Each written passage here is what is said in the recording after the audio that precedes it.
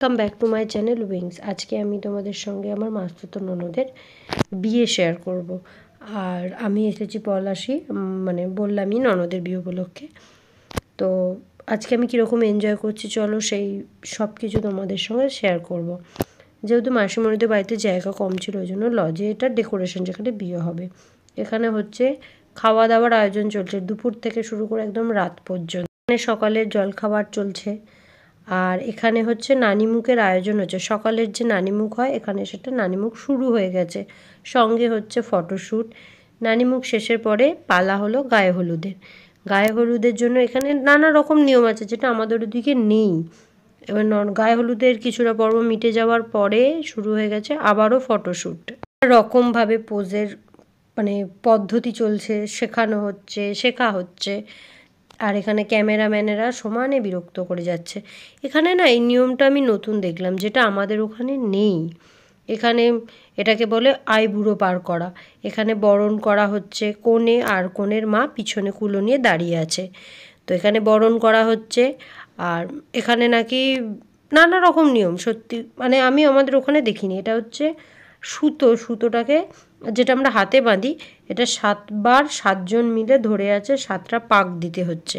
7 পাক যখন হয়ে গেছে তখন এটাতে হলুদ, যে গায়ে হলুদের হলুদটা ছিল সেটা মাখানো হচ্ছে। এবার কোণে একদিক দিয়ে বেরোবে আর একদিক দিয়ে প্রবেশ করবে, মানে 7টা সুতো এইভাবে বেরোবে আর পার করবে। না এই নিয়মগুলো নেই, তাই আমার খুব মানে আমি ব্যাপারগুলো খুব এনজয় করছিলাম। যেহেতু বারবার বেরোতে উঠতে হচ্ছে, বসতে হচ্ছে আবার দাঁড়াতে হচ্ছে। এবার যখন হয়ে গেছে সুতোটার মধ্যে দূর্বঘাস বেঁধে নিল। এবার হচ্ছে বরণের পালা। এখানে এইভাবেই বরণ করা হয়। আর তারপরে হয়ে গেছে যে সুতোটা ছিল সেই সুতোটা হাত দিয়ে বেঁধে দিল। এখানে কিছু একটা নিয়ম হয়, আর নিচে না ওই কঠোরটা পায়ে করে জোর দিয়ে ভাঙতে হয়। এখানে মিষ্টি খাওয়াচ্ছে, কনেকেও খাওয়াচ্ছে, কনের মাকেও খাওয়াচ্ছে। এগুলো হচ্ছে এখানকার নিয়ম। আমি জানি না এগুলোকে কি বলে।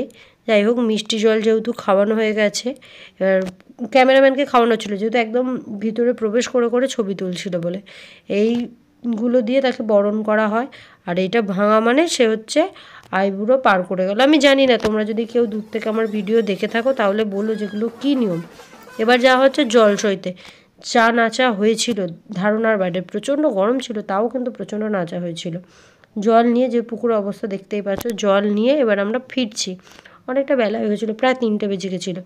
খেতে বসে গেছি, আমি লাঞ্চটা করে নিই। তোমরা আমার ভিডিওটা লাইক, কমেন্ট, শেয়ার আর চ্যানেলটা সাবস্ক্রাইব করে দিও।